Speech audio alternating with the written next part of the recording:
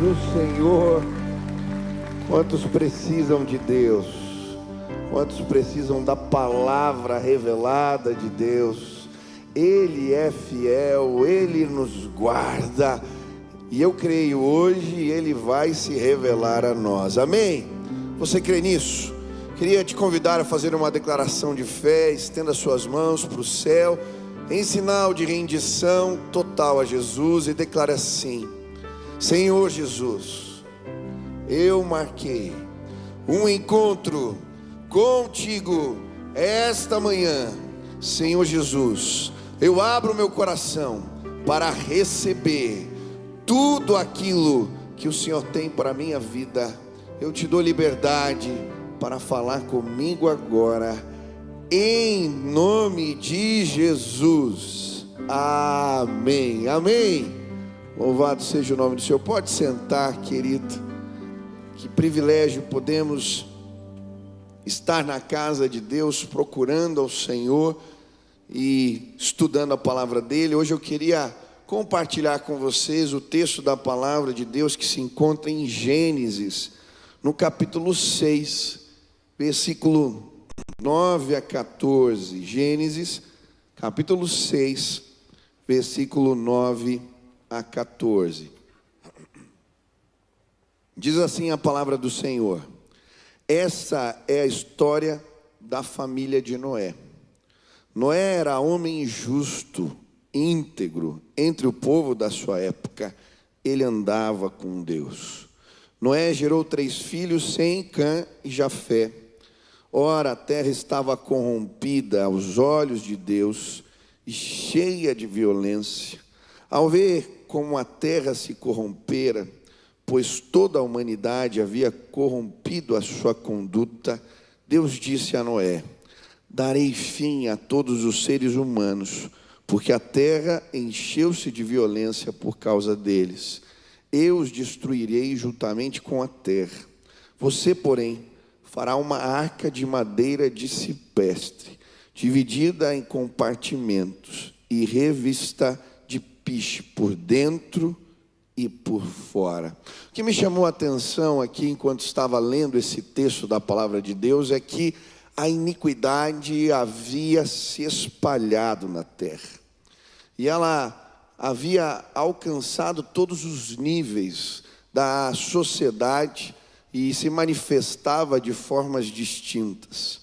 A Bíblia vai dizer exatamente isso: a perversidade do homem aumentou.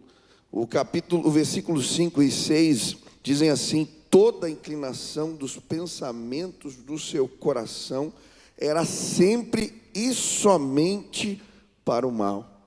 Então o Senhor arrependeu-se de ter feito o homem sobre a terra, e isso lhe cortou o coração. O que a Bíblia está dizendo é que a iniquidade, a corrupção se espalhou em tal nível nos dias de Noé, que Deus resolveu trazer juízo sobre a terra.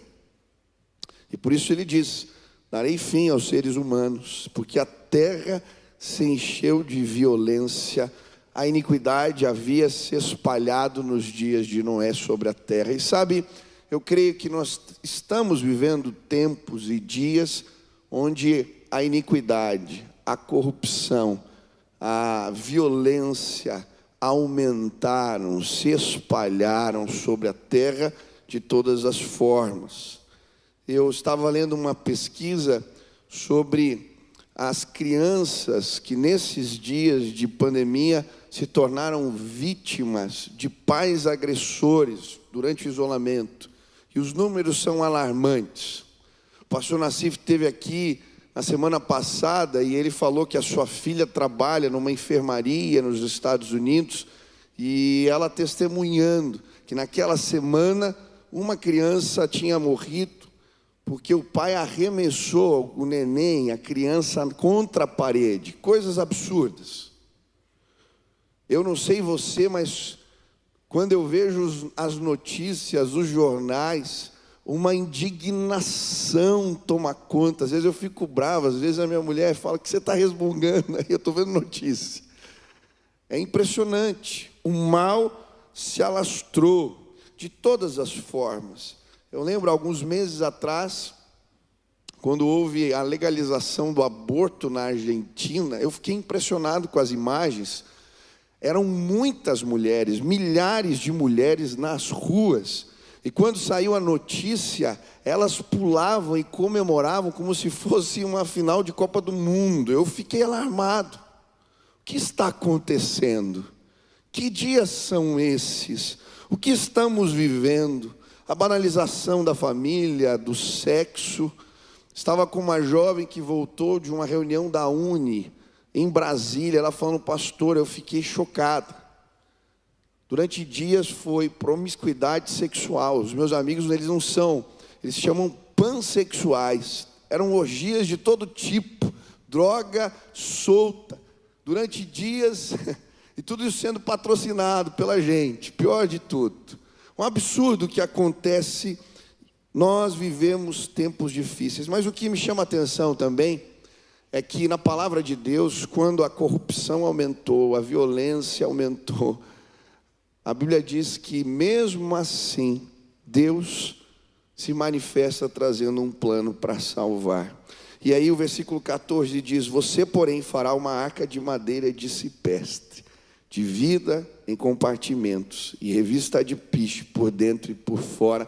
Deus mandou Noé fazer uma arca, porque mesmo quando ele manifesta juízo, ele sinaliza a sua graça. E hoje eu quero entender junto com você o que a arca representou nos dias de Noé, mas o que ela representa para nós nos dias de hoje.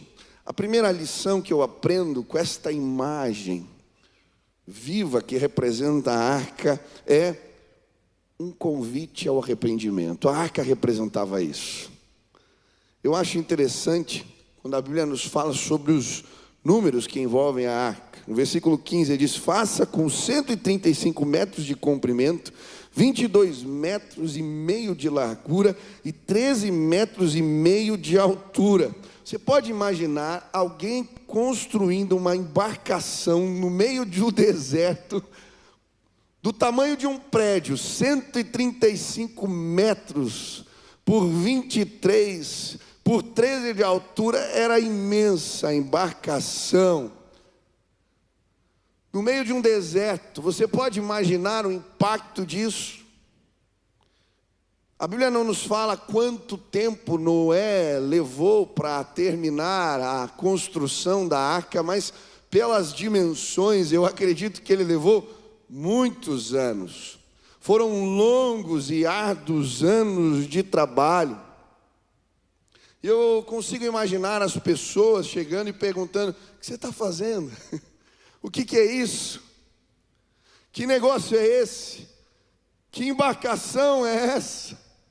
Muitos, eu creio, dizem, esse homem está louco, ficou um velho caduco. Mas durante longos anos, Deus estava sinalizando a sua graça. Era como uma espécie de um grito, de um clamor no meio do deserto. Aquela embarcação era Deus gritando através de Noé e dizendo, arrependam-se, arrependam-se, arrependam-se. Aquele era um sinal visível e claro, era um convite, era um clamor desesperado de Deus, dizendo ao povo, aquele tempo, convertam-se, voltem-se para Deus. E sabe, eu creio que muitas vezes, nesse processo de nos voltarmos para Deus, procuramos sinais.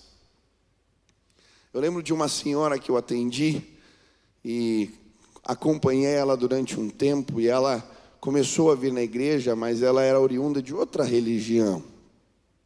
E durante a vida inteira dela, ela serviu a esta causa, a essa religião, e creu em Deus daquela maneira. Então mudar os seus conceitos era algo muito difícil.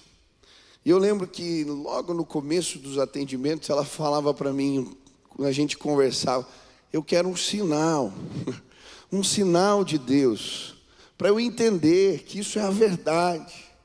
Eu não quero mudar minha vida, romper com as minhas tradições, romper com a minha família, sem ter convicção, certeza. Eu lembro que eu fui atendendo ela e um dia, quando ela disse isso mais uma vez, eu falei: minha irmã, Deus já te deu tantos sinais. Olhe para a sua casa.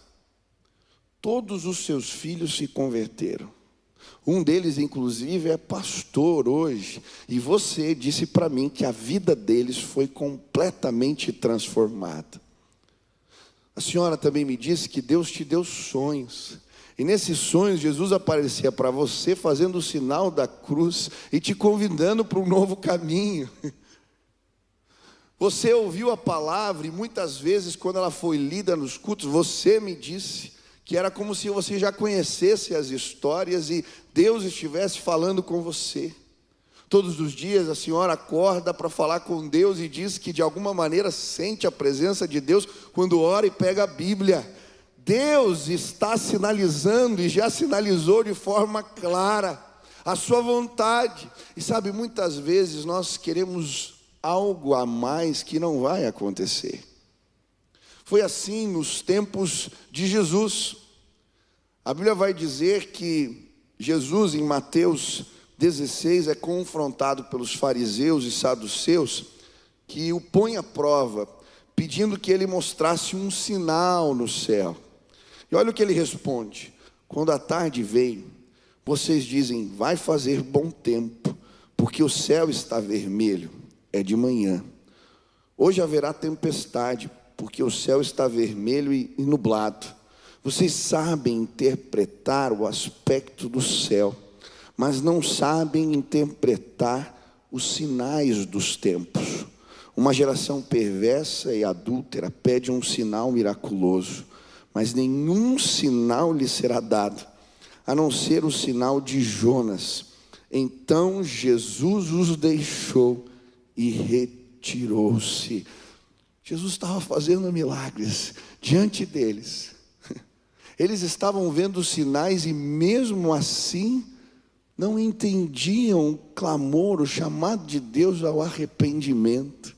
E Jesus diz: não, o único sinal agora que vocês vão ter é o de Jonas. Ele está falando a respeito da sua morte e ressurreição, do que aconteceria com ele. Ele está, sim, se comparando a Jonas, que ficou 3 dias dentro da barriga de um peixe. E ele está falando: olha, esse é apenas o sinal que vocês vão ter. Sabe, eu creio que nesses dias não é preciso muito para interpretarmos os tempos. Assim como é possível saber que o sol desponta lá fora, está amanhecendo, e quando chega o final da tarde, o dia está indo embora, é muito claro para mim que nestes dias Deus está chamando a terra e nos convocando ao arrependimento. Nos dias de Joel, quando uma nuvem de gafanhotos vem sobre a terra, ele começa a dizer: perguntem aos mais velhos se isso já aconteceu antes, se isso é algo normal, se isso é assim. Deus de alguma maneira está nos chamando para perto. E eu creio, diante de tudo que estamos vivendo, diante de tudo que está acontecendo, é como se Deus nos nossos dias tivesse colocado uma arca no deserto, para dizer: olhem para mim, olhem para mim, se arrependam, se arrependam. É tempo de arrependimento. E a arca representava isso nos dias de Moisés e representa isso para nós. Eu gosto de uma história que eu ouvi de alguém que estava fazendo uma pintura no telhado de uma catedral, uma obra de arte. E ele começa a andar para trás num andaime, e uma pessoa lá embaixo começa a gritar: olha, você vai cair, você vai cair, você vai cair. Mas ele não escuta, ele está tão entretido com o que está fazendo. E aquela pessoa então pega um pouco de barro e joga na pintura, e aí então ele olha, bravo para baixo: o que você fez? Eu te salvei. Sabe, eu creio que nesses dias Deus está chamando a nossa atenção. É tempo de se arrepender. Meu irmão, eu não sei como anda a sua vida, eu não sei o que você tem feito, eu não sei se tem coisas para acertar, Mas, querido, em nome de Jesus, não deixe para amanhã, não deixe para depois de amanhã. Você não sabe o que vai acontecer amanhã. Deus está nos chamando para perto. A arca sinalizava um convite de Deus, e eu creio, quando eu olho para os sinais destes tempos, eu posso dizer: Deus está me chamando e te chamando para acertarmos a nossa vida diante dEle. Quantos querem fazer isso, se acertar diante de Deus? Aleluia. Mas a arca também representa um lugar de salvação. Capítulo 7, versículo 1 diz: então o Senhor disse a Noé: entre na arca, você e toda a sua família, porque você é o único justo que encontrei nesta geração. E o que me chamou a atenção aqui é o significado da palavra arca. Quando eu estava estudando o texto, eu fui consultar a Bíblia no hebraico para entender o que essa palavra arca significava. Ela significa embarcação. Mas o que me chamou a atenção é que essa palavra se repete na Bíblia apenas uma outra vez. Ela é usada aqui no contexto da história de Noé, mas ela é usada também no contexto da história de Moisés. Quando Joquebede, a mãe de Moisés, faz um cesto de junco e coloca o menino naquele cesto sobre as águas para tentar salvá-lo da perseguição do faraó, aos filhos dos hebreus, e por isso o nome é Moisés, tirado das águas, porque ele é tirado pela filha do faraó. O nome do cesto no hebraico é esse mesmo nome, arca. E de certa maneira, o que a Bíblia quer nos ensinar, quando usa essa palavra, é uma espécie de embarcação para salvar.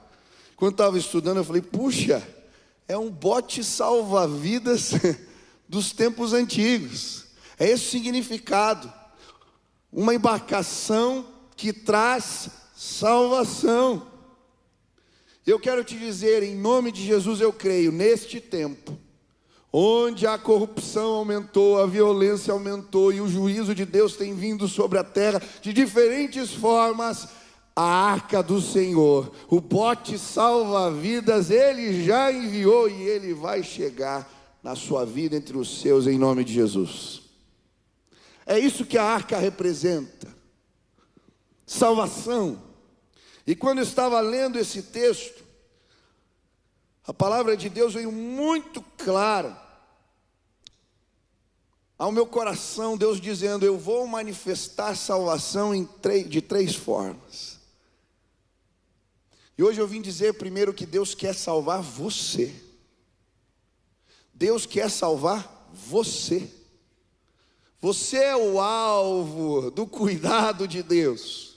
Deus quer salvar você. Eu nunca me esqueço um dia que nós saímos para fazer evangelismo. Era uma madrugada, saímos depois do culto de sábado para evangelizar nas portas das baladas. E eu ficava observando as pessoas nas filas. E eu lembro que eu vi um rapaz sentado numa mureta. E o Espírito Santo de Deus me incomodou de ir conversar com aquele jovem. E eu lembro que eu sentei do lado dele. E eu disse poucas palavras. Eu só conseguia dizer: eu não sei porquê, mas Deus me mandou vir aqui e dizer que Ele quer salvar você.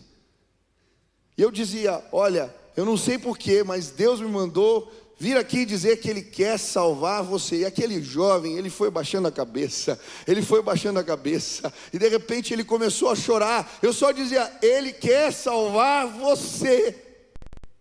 Aquele moço então, com os olhos cheios de lágrimas, olhou para mim e disse: ah, eu conheço a palavra.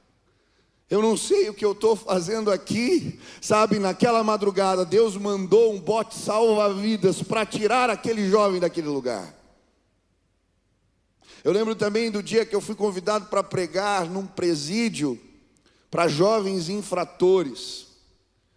E eu lembro que eu entrei numa ala dos meninos que tinham cometido atrocidades. Eles não podiam ficar com os outros presos, senão eles eram linchados. Eu estava com outros irmãos e começamos a ministrar a palavra. Muitos dos jovens não deram tanta atenção, mas houve um que no final da reunião veio me procurar com a Bíblia na mão. Ele disse: pastor, eu ganhei uma Bíblia aqui no presídio, e um dia eu pedi para que Deus falasse comigo. E eu abri a Bíblia e caiu nesse texto, era João 8, se eu não me engano, que falava: vós sois filhos do diabo e tem parte com ele. Tem feito as obras dele. Mas na sequência o texto falava: conhecereis a verdade e a verdade vos libertará. Pastor, é Deus falando comigo? Eu disse: sim, Ele te mandou a palavra e me mandou aqui para confirmar a palavra. E um bote salva-vidas chegou no meio daquele lugar de corrupção extrema. Aquele jovem foi liberto e entregou a sua vida a Jesus aquela tarde. Deus veio salvar eu e você. Essa semana que passou, 2 atrás na célula, eu tenho dito: é tempo de colheita. Uma grande colheita vai acontecer nos próximos dias. Quantos creem nisso? Na minha célula eu estava ministrando, e um jovem, dono de academia, foi convidado para a célula. E de repente, no meio da palavra, eu senti que Deus tinha algo para a vida dele. E olhei para ele pelo Zoom e comecei a dizer: Deus tem algo com você. Deus está fazendo algo na sua vida. Aquele moço começou a sentir a presença do Espírito Santo.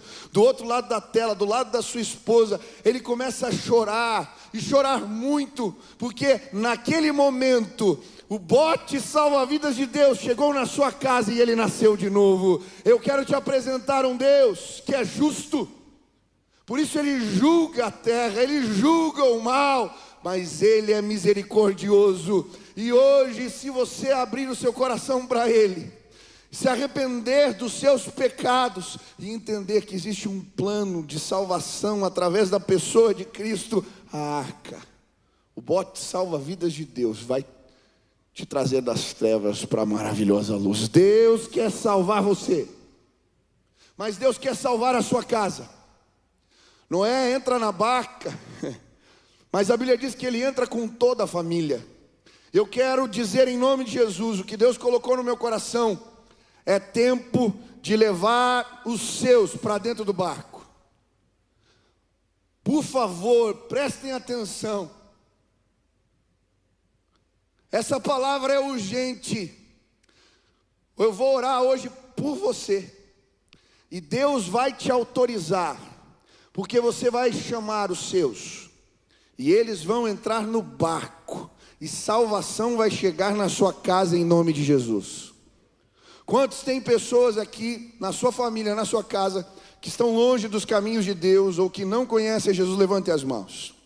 Quero que você levante as mãos bem alto. Uma colheita vai acontecer nos próximos dias, e Deus vai usar a sua vida. E nós vamos orar agora, porque Deus vai pôr autoridade na sua boca, nas suas palavras. Você vai chamar as pessoas para dentro do barco, e elas virão em nome de Jesus. Pai, eu quero colocar a vida dos meus irmãos agora diante do Senhor.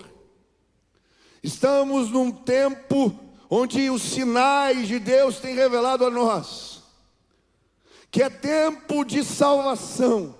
E eu quero clamar agora, na autoridade do nome de Jesus, que o Espírito Santo de Deus seja derramado sobre a vida dos teus servos, e que eles tenham autoridade para pregar o Evangelho, para testemunhar a respeito do poder de Deus, e que eles possam ver a arca, o bote salva-vidas de Deus, chegando nas suas casas. Que haja salvação, que haja conversão, que haja transformação, em nome de Jesus. Pai, em nome de Jesus, prepara o coração dos teus filhos.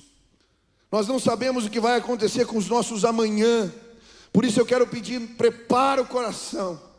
Queremos trazê-los para dentro da arca, em nome de Jesus. Deus vai fazer algo novo. Terceira palavra que veio ao meu coração: proteja os teus filhos. Proteja os seus filhos. Nós estamos vivendo tempos onde os nossos filhos estão sendo desensibilizados em relação ao pecado. Os meus filhos são pequenos, mas eles gostam de ver os vídeos no YouTube.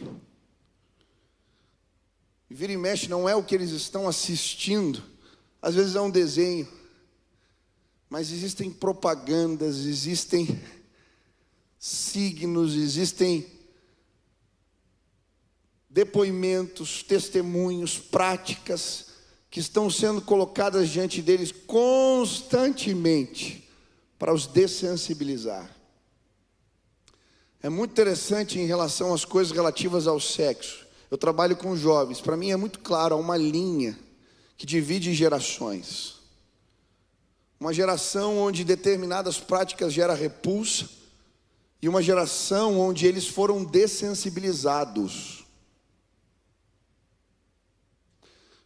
Em nome de Jesus, proteja os teus filhos.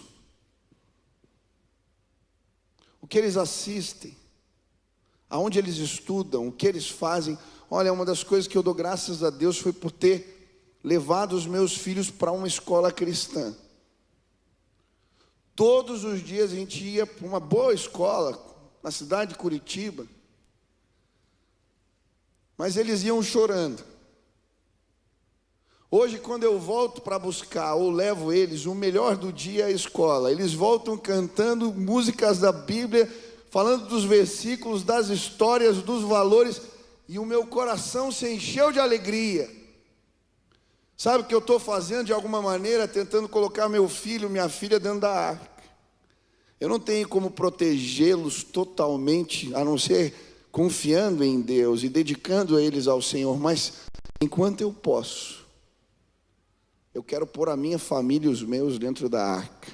Quantos são pais aqui de filhos pequenos? Isso, proteja os teus filhos. Proteja os teus filhos. Cuide, guarde. Deus quer trazer salvação nesses dias. Terceira lição que eu aprendo com a arca e que ela representa para mim, um desafio de fé. Então Deus disse a Noé: saia da arca, você e a sua mulher, seus filhos e as mulheres deles. Quando eu estava lendo esse texto e eu fiquei pensando, já pensou, a Bíblia diz que Noé ficou dentro da arca quase 1 ano, praticamente 1 ano.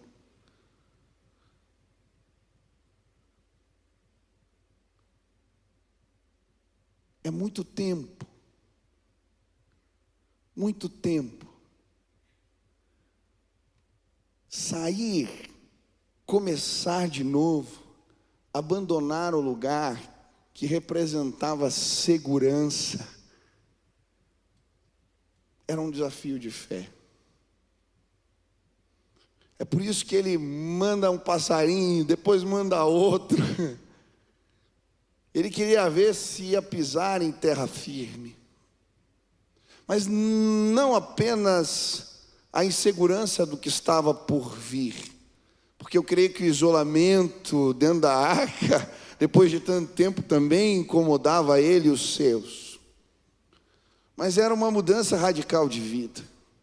De certa maneira, durante anos ele tinha se dedicado a um mesmo trabalho.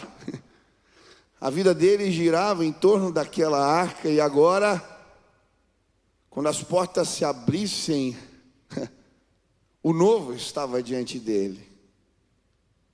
E sabe, a arca me ensina que podemos deixar para trás. Podemos começar de novo.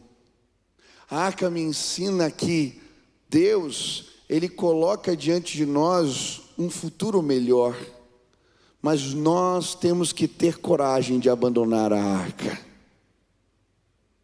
Eu estava ouvindo um podcast esses dias, muito interessante. O pastor Douglas Gonçalves estava entrevistando o pastor Lamartine Portela. Muitos conhecem aqui porque ele comenta a novela do Gênesis lá, né? Depois que a novela passa, ele deixa o comentário que é da Bíblia ou não.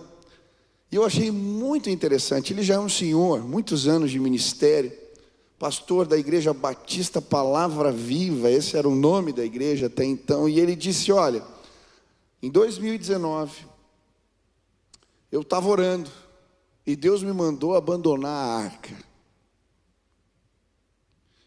Durante muitos anos eu construí um ministério sólido. A nossa igreja tinha cerca de 5, 6 mil membros. Ministério conhecido, muito forte em São Paulo. Mas eu comecei a orar pela minha igreja, o que Deus tinha nesse novo tempo. E Deus falou: eu tenho um caminho novo. E aí foi muito clara a direção de Deus de começar a usar as redes sociais. E Ele começar a pregar o Evangelho através dessa frente. E aí, passado um tempo, ele continuou orando, e Deus falou para ele: agora, eu quero que a tua igreja seja uma igreja para o mundo. E aí ele falou: bom, se é uma igreja para o mundo, eu vou ter que mexer no nome da igreja. Imagine, depois de 30 e poucos anos, ministério consolidado, tinha que mexer no nome da igreja, e ele escolheu um nome muito estranho, chama Ya Church. Ya Church. Era um nome lá que eles usavam num determinado ministério, ele falando com a filha. E aí ele pediu sinais para Deus. É uma igreja batista, tem assembleia. Levou a matéria para a igreja, falou que Deus tinha falado com ele. Falou: se tiver mais 70%, eu vou entender que é do Senhor. Houve 100% de aprovação. A igreja Palavra Viva virou a Church com uma ênfase nas redes sociais. Sabe o que aconteceu? Hoje eles têm só na Europa 150 células, só na Europa. Esse pastor tem uma rede social no YouTube, só no canal do YouTube dele tem mais de 1 milhão de seguidores. E ele falando naquele dia: hoje nós somos uma igreja local de 10 mil membros, em 2 anos nós quase dobramos. Mas eu tive coragem, porque Deus me deu uma palavra, de deixar a minha arca.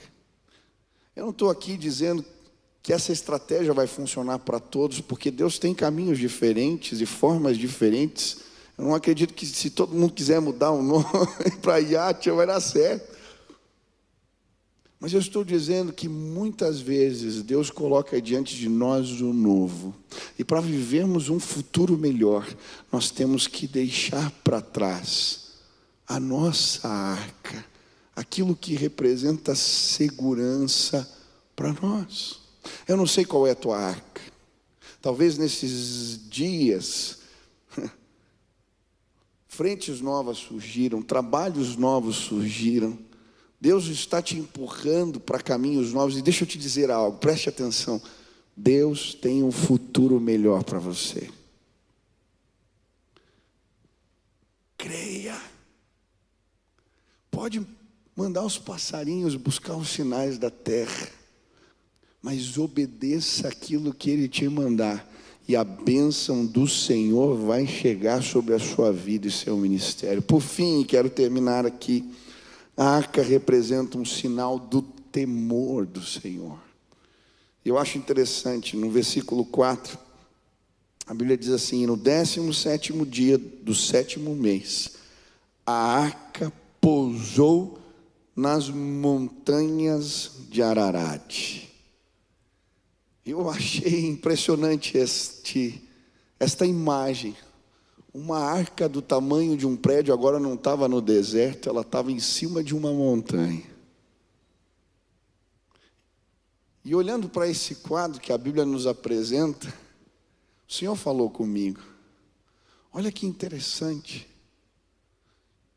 como colocaram a arca lá em cima. Eu consigo imaginar as gerações seguintes se perguntando: como puseram esse barco lá em cima? O que ele está fazendo ali?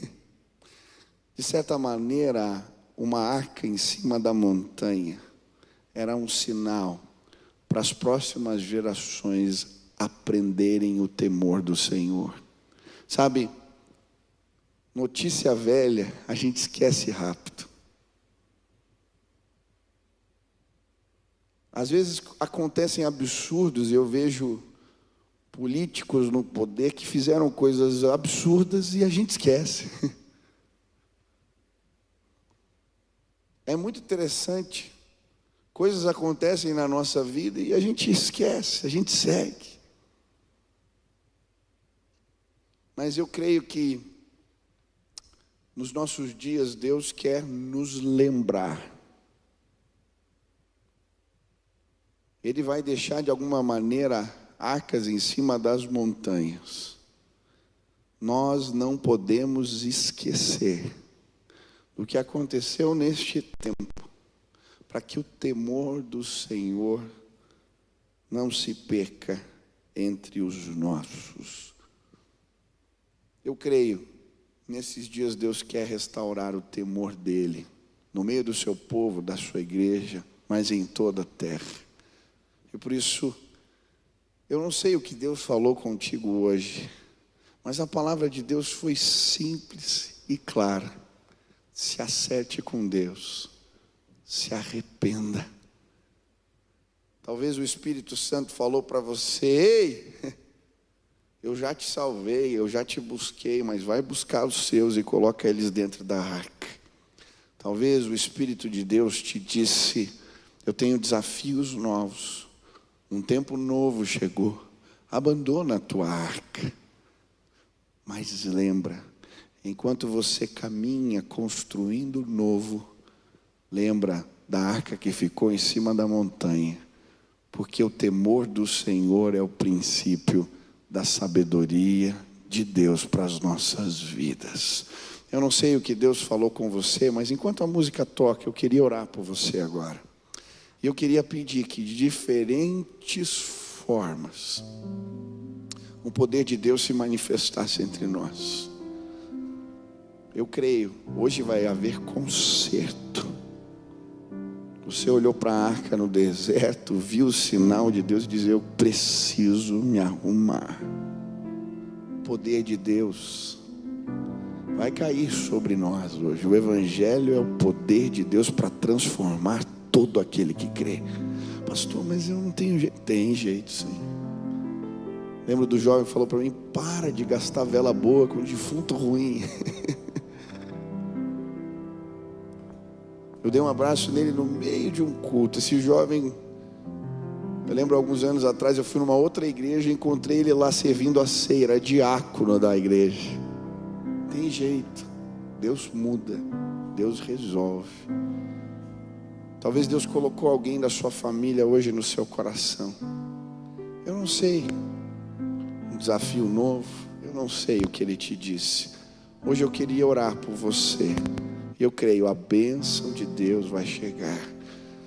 Se hoje você quer receber essa oração, fique de pé no teu lugar. Eu quero orar por você agora, pedindo a bênção de Deus sobre a minha e sobre a sua vida também.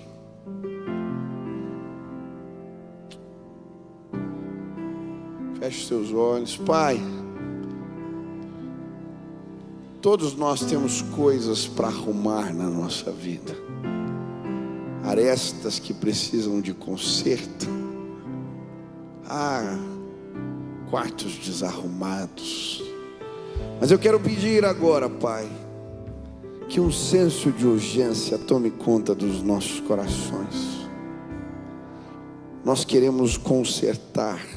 Nós estamos ouvindo o clamor dos céus, o Senhor dizendo: arrependam-se, se convertam dos seus maus caminhos, arrependam-se, arrependam-se. Eu quero clamar agora, Pai, o que não conseguimos fazer sozinhos, que agora o poder do Espírito Santo de Deus atue em nós e que hajam mudanças concretas. Em nome de Jesus, que pessoas sejam libertas agora de pecados, maus hábitos, de vícios, que possamos ser transformados pela obra do Espírito em nós. Eu quero clamar também, Pai, é tempo de colheita e salvação.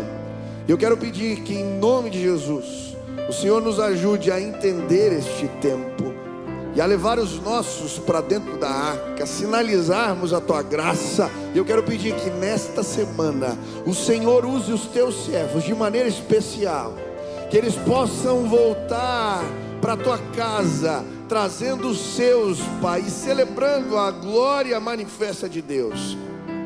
O Senhor é Deus, o Senhor pode todas as coisas. Eu quero pedir, nos dá coragem de trilharmos caminhos novos, de subirmos montanhas, de entendermos os desafios do Senhor. Nos abençoa, Pai. Esta é minha oração, em nome de Jesus, amém. Não tem como terminar esta mensagem sem fazer mais um convite. Olhe aqui para mim, ou se você está na internet ou na televisão, Deus quer salvar você. Olha aqui para mim, Deus quer salvar você. Deus quer salvar você. Hoje, se você disser assim, você vai entrar no bote salva-vidas, Ele vai tirar você do meio dessa confusão que está a tua vida, pensamentos que te oprimem, sentimentos de morte.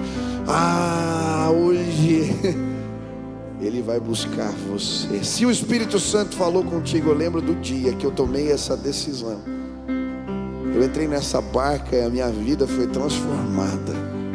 Hoje Deus está te convidando, e eu creio, se você tiver fé, der um passo de fé, seus olhos serão abertos, seus ouvidos serão abertos, a voz de Deus será real para você. Você vai nascer de novo. É isso que acontece. Nós estamos mortos quando Ele sopra a vida em nós. A nossa vida espiritual é desembotada. Nós começamos a ouvir e podemos nos relacionar com Deus. Se hoje você quer receber essa graça da parte de Deus, aonde você está?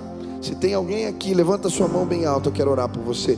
Deus te abençoe, querida. Deus te abençoe, Deus te abençoe, Deus te abençoe, Deus te abençoe, Deus te abençoe, Deus te abençoe, Deus te abençoe, aleluia. Deus te abençoe, querido. Lá atrás, Deus te abençoe, minha irmã. Deus te abençoe na galeria. Deus te abençoe, querida. Deus te abençoe, meu amigo lá na galeria.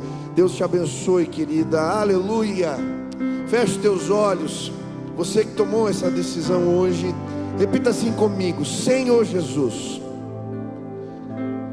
eu quero a tua salvação.